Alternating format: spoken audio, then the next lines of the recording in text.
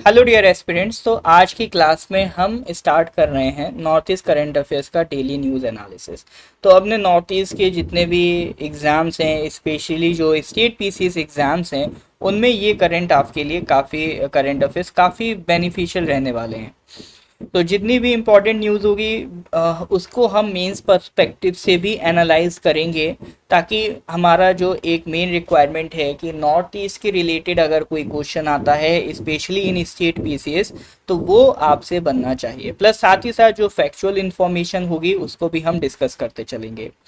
तो अगर आप इस एनालिसिस का रेगुलर व्यूअर बनना चाहते हैं, रेगुलर पार्ट बनना चाहते हैं, प्लस साथ ही साथ ये जो मैं आपका पीपीटी रेडी किया हूँ इसका अगर आपको पीडीएफ का एक्सेस चाहिए, तो हमारा जो टेलीग्राम चैनल है नॉर्थ ईस्ट पीएससी का, उसको आप ज्वाइन कर लीजिए। वहाँ पर आपका north east plus other state जितने भी आपका प्रिपरेशन होता है उसका जो भी फ्री स्टडी मटेरियल है इस टेलीग्राम चैनल पे प्रोवाइड किया जाएगा। तो स्टार्ट करते हैं सर। पहली news is suspected Ulfa and NSCN attack Assam Rifles camp in Arunachal Pradesh. तो अभी जो चांगलांग में रीजन है आपका मनमाओ, तो वहाँ पर देखा गया है कि जो आसाम राइफल्स की यूनिट थी उन पर अटैक किया गया है। तो इट इज़ सस्पेक्टेड कि वो कौन कौन उसमें इन्वॉल्व है। तो दो ग्रुप्स हैं आपका, एक उल्फा एंड आपका एनएससीएन। तो ये एनएससीएन और उल्फा के दो आपका सेक्शंस हैं। जैसे एक अगर हम बात करें, एक है सर आपका उल्फा का, उल्फा से ही अलग हुआ एक उल्फा इंडिपेंडेंट, और एक एनएससीएन खापलांग जो यूनिट अलग हुआ था उससे भी एक सेक्शन निकलता है KYA। उन दोनों पे सस्पेक्टेड है कि उन्होंने ये आपका अटैक लॉन्च किया। तो एनएससीएन KYA बेसिकली कौन लीड कर रहा है, तो ये एनएससीएन के जो एनएससीएन खापलांग है उसका ये फैक्शन है जो कि बैंड है इंडिया में, और इसको कौन लीड कर रहा है, it is lead by Yung Aung. ठीक है, तो उन्हीं के नाम से ये एनएससीएन KYA बन गया। जैसे अदर एनएससीएन के फैक्शंस हैं और कुछ अदर नागा ग्रुप्स हैं, वो भारत सेंट्रल गवर्नमेंट के साथ सीज फायर में हैं और पीस टॉक्स में इंगेज हैं। बट एनएससीएन KYA जो आपका ग्रुप है इट इज एक्टिव, और वो अभी भी एक सॉवरेन नेशन की डिमांड कर रहा है। दूसरी साइड जो इसमें आपका सस्पेक्टेड में नाम आया है दैट इज ऑफ उल्फा।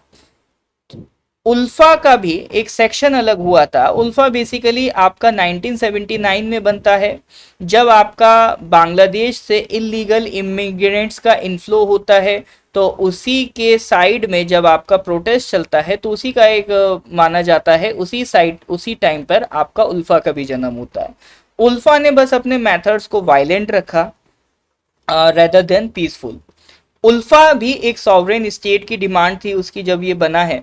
फिर फाइनली 2011 में उल्फा भी दो ग्रुप्स में आपका स्प्लिट हो गया है, जिसमें से एक ग्रुप के चेयरमैन का नाम है अरविंद राजखोवा, जो डिसाइड किया कि that decided to give up its violent past and sit for talks with centre without any condition. और दूसरा जो ग्रुप लीड कर रहा है that is Paresh Barua, who decided against talks and rebranded as ULFA independent. तो परेश बरुआ की जो लीडरशिप में आपका जो ये ग्रुप बना दैट वाज उल्फा इंडिपेंडेंट। तो उल्फा आई उसी को कहते हैं। नेक्स्ट अगर हम बात करें सर, ये जो चांगलांग वाला रीजन है, यहाँ ये आपका मैप में आप थोड़ा सा इसको समझने की कोशिश कीजिए कि ये हमारा सर चांगलांग वाला रीजन है। तो चांगलांग वाला रीजन अगर आप देखते हैं तो एक साइड से ये आपका ओवरऑल अरुणाचल से भी कनेक्शन है। ठीक है, तो ये आपका नागालैंड से भी, ये जो पूरा TCL रीजन है तिराप चांगलांग लॉकडिंग, इसका नागालैंड से भी कनेक्शन है। फिर इधर आपका एक बॉर्डर आसाम से भी लगता है, एक बॉर्डर आपका ये म्यांमार से भी लगता है। तो एक बहुत ही स्ट्रैटेजिक लोकेशन पे चांगलांग आपका है। प्लस यहाँ पर जो न्यूज़ आती है उनसे ये भी पता चलता है कि जब से म्यांमार में मिलिट्री कू हुआ है तो उसकी वजह से ये जो टेरर आउटफिट्स हैं इनको मौका मिल गया है म्यांमार इंडो म्यांमार बॉर्डर पे अपने बेसिस सेटल करने का। जो टाइम मिलते ही जैसा ही उनको मौका मिलता है अटैक करते हैं। अब इसकी सर अगर हम इम्प्लीकेशन की बात करें तो क्या इम्प्लीकेशन हो सकती है, तो ऑब्वियसली बात है जो अपना चांगलांग डिस्ट्रिक्ट है वहां पर डेली लाइफ डिस्टर्ब होती है। सिक्योरिटी फोर्सेस की जो बॉर्डरिंग डिस्ट्रिक्ट्स में विजिलेंस है वो आपका इंक्रीज होगी।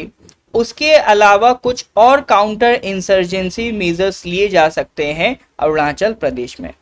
और नेशनल लेवल पे अगर हम बात करें इसका क्या इम्पैक्ट होगा, कि यहाँ पर देखिए ज़रूरी है कि आपका जो भारत की एक्ट ईस्ट पॉलिसी है उसको नुकसान ना पहुंचे। तो इंडियाज एक्ट ईस्ट पॉलिसी को मेंटेन रखना ज़रूरी है for maintaining the peace in North East.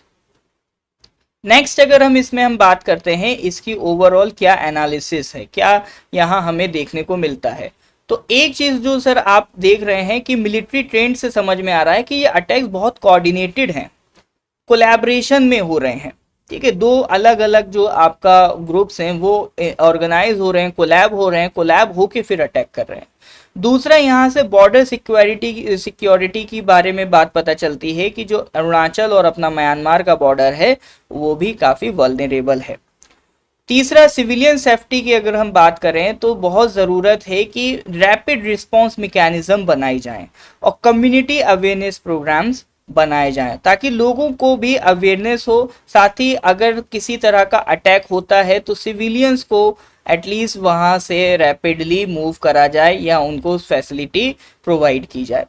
Next आपका पॉलिसी इम्प्लीकेशंस में भी अगर हम बात करें तो एक जो काउंटर इंसर्जेंसी मेजर्स लिए गए हैं और बॉर्डर एरिया में इंफ्रास्ट्रक्चर बनाए जा रहे हैं उसको भी रिव्यू करने की ज़रूरत है। अब ये जो पूरा आपका न्यूज़ है इससे अगर एक क्वेश्चन प्रैक्टिस की बात करें, क्योंकि देखिए आपका मेंस में क्वेश्चन आंसर जो आंसर राइटिंग प्रैक्टिस है वो बड़ा रोल प्ले करता है। तो इट इज़ मच नेसेसरी कि हम जो भी इवेंट्स पढ़ते हैं उससे रिलेटेड आंसर्स प्रिपेयर करते जाएं। तो इसी से रिलेटेड मैंने आपका एक क्वेश्चन रेडी किया है। The recent insurgent attack in Arunachal Pradesh Manmao region highlights the emergency security challenges along the India Myanmar border, discuss the cause, implications and suggest measures to address such threats। तो अगर आप इसको प्रैक्टिस करना चाहें और थोड़ा सा रिव्यू कराना चाहते हैं तो इसका आंसर आप हमारे कमेंट सेक्शन में भी मेंशन कर सकते हैं। बाकी अगर आप लोग इंटरेस्टेड रहेंगे, रेगुलर आंसर राइटिंग प्रैक्टिस के लिए रेडी रहेंगे, तो इसमें मैं आपको अलग से एक फैसिलिटी भी प्रोवाइड करा दूंगा जहां पर आपका रेगुलर आंसर चेक भी होगा और उसमें आपको फीडबैक भी मिलेगा। बट उसके लिए ज़रूरी है कि आपकी विलिंगनेस होनी चाहिए। तो अगर आप लोग आगे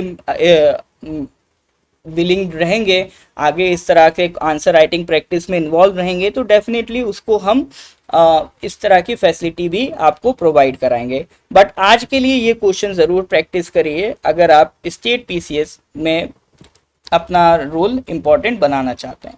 नेक्स्ट हम आते हैं sir, Arunachal Pradesh governor stresses importance of well maintained strategic routes. तो जो अपने लेफ्टिनेंट जनरल केटी पन्नायक हैं जो गवर्नर हैं अपना अरुणाचल के, उन्होंने एक बात पे इन्फेसाइज किया है कि अरुणाचल में वेल मेंटेन रूट बहुत ज़रूरी है। देखिए जो रोड का मेंटेनेंस है वो दो पर्पस के लिए ज़रूरी है। एक तो आपका ऑब्वियसली बात है कि जितना रोड अच्छा होगा तो आर्म्ड फोर्सेस का मोबिलाइजेशन भी उतना अच्छा होगा। दूसरा, वहां पर आपका ट्रेड अच्छा हो सकता है, रिलीफ फैसिलिटी अच्छी पहुंचाई जा सकती है, डिजास्टर मैनेजमेंट अच्छा हो सकता है और लोकल डेवलपमेंट में भी हेल्प करेंगे। तो इस जो वेल मेंटेन रूट्स हैं वो आपका सिर्फ और सिर्फ सिक्योरिटी के पर्पज से नहीं, एक ट्रेड पर्पज से और एक इंडिविजुअल लोकल डेवलपमेंट के पर्पज से भी बहुत इंपॉर्टेंट है। तो अपना अरुणाचल में देखिए जो इंफ्रास्ट्रक्चर का प्रॉब्लम क्यों होता है, क्योंकि सर ये टेरेनियस रीजन है, माउंटेनियस रीजन है, डेंस फॉरेस्ट है, तो इंफ्रास्ट्रक्चर डेवलपमेंट के लिए एक बड़ा चैलेंज होता है। दूसरा, ये जो आपका स्ट्रेटेजिक रूट्स हैं जो मैंने आपको पहले ही बताया, इस सिर्फ डिफेंस पर्पस के लिए काम नहीं आएंगे। जो अपना अरुणाचल का इकोनॉमिक इंटीग्रेशन है और जो रिमोट रीजन से कनेक्टिविटी है उसको भी और बेटर करेंगे।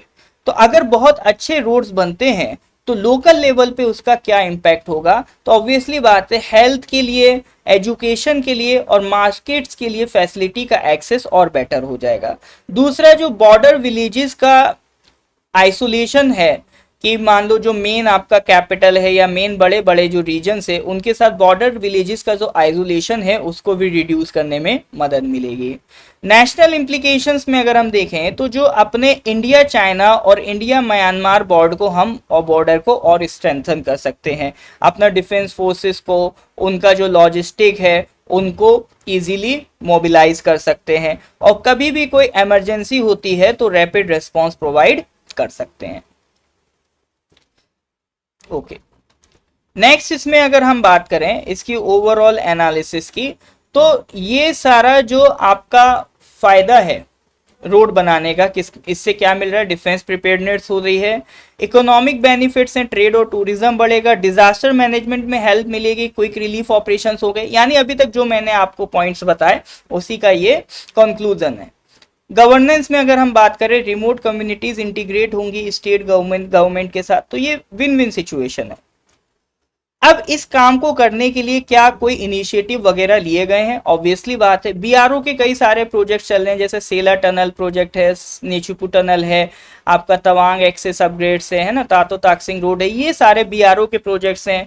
फिर उसके अलावा अरुणाचल फ्रंटियर हाईवे है जो बॉमडिला को विजयनगर से कनेक्ट कर रहा है, ये भी सिक्योरिटी टूरिज्म कम्युनिकेशन बढ़ाएगा। फिर एक वाइब्रेंट विलेज प्रोग्राम है जिसका फोकस क्या है, LAC जो आपका लाइन ऑफ एक्चुअल कंट्रोल है उसके पास जो विलेजेस हैं जैसे किबितू है, जेमिथांग है, ताकसिंग है, उनको डेवलप करना है।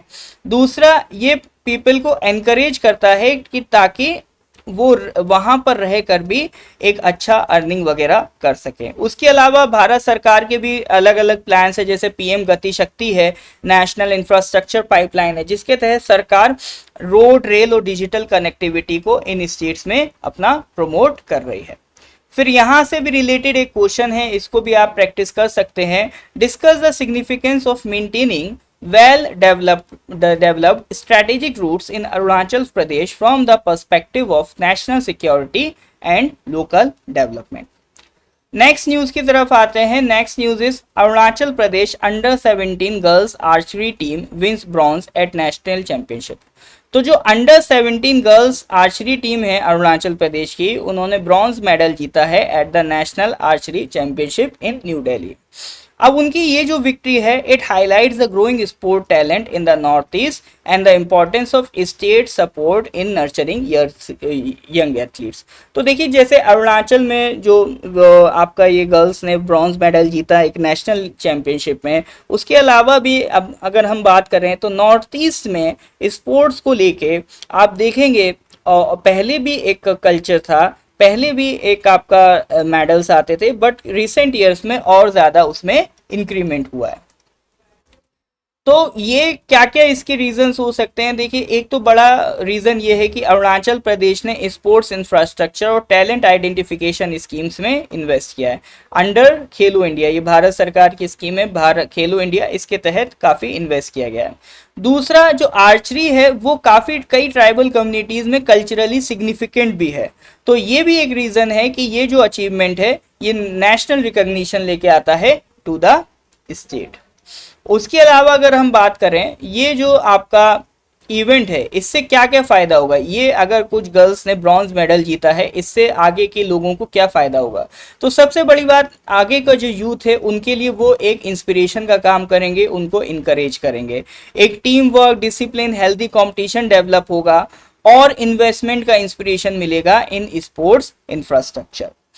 नेक्स्ट अगर हम बात करें गवर्नमेंट इनिशिएटिव्स की, तो गवर्नमेंट की अलग अलग इनिशिएटिव हैं, जैसे ministry of youth affairs and sports, वो कौन से स्कीम्स इंप्लीमेंट कर रहे हैं, लाइक खेलो India, fit India, national sport development fund. फिर स्टेट लेवल के इनिशिएटिव्स की बात करें तो ईटानगर में आपका जो स्पोर्ट्स एकेडमी है, तिरप और ईस्ट कामेंग में grass roots archery training centres हैं, school sports talent identification programmes हैं। तो ये सारे डिफरेंट आपका इनिशिएटिव हैं। तो आज की सर जो न्यूज़ है उसको हम यहीं पर क्लब कर रहे हैं। आगे इसी तरह से अभी आज जो मैंने फोकस किया है ये अपने अरुणाचल प्रदेश पे फोकस किया है, उसके बाद आगे चल के इसी तरह से अदर स्टेट्स की भी न्यूज़ इसमें क्लब होती जाएगी। तो देखिए, ये इनिशिएटिव मैं इस पर्पज़ के लिए स्टार्ट कर रहा हूँ कि ताकि हमारे एस्पिरेंट्स का बेनिफिट हो। तो अगर हम आपका सपोर्ट मिलेगा, आप इसको पसंद करेंगे, तो डेफिनेटली इसको हम और बेटर तरीके से आपके सामने प्रोड्यूस करेंगे।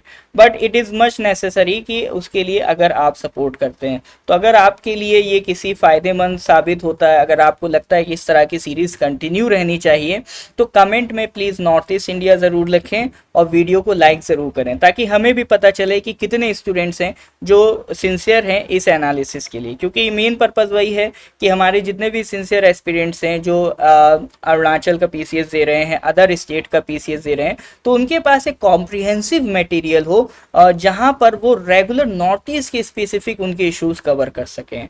तो आई होप ये लेक्चर आपके लिए काफ़ी फायदेमंद रहा होगा। अगर लेक्चर अच्छा लगा है तो लाइक ज़रूर करें, चैनल को सब्सक्राइब ज़रूर करें। मिलते हैं सर अगले वीडियो में। Thank you very much and have a nice day.